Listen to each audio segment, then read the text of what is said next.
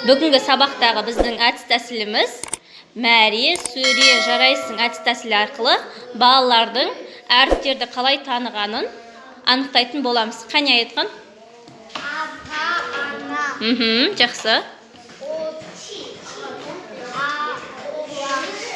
Ола. Ора. Қасық. Жақсы. Сатық. Тышқан. Мұнда.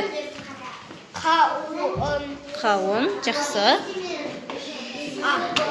Уа. Аланау. Жақсы. Туыңқау. Жақсы. Нансуас. Қайда жеттік? Мәреге жеттік. Өте жақсы аятқан. Отыра қой. Жарайсың. Ора. Қасық. Жақсы. Ташқан. Жарайсың.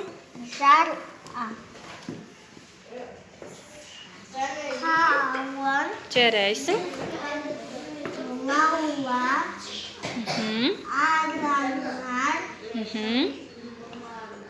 Туаңқан.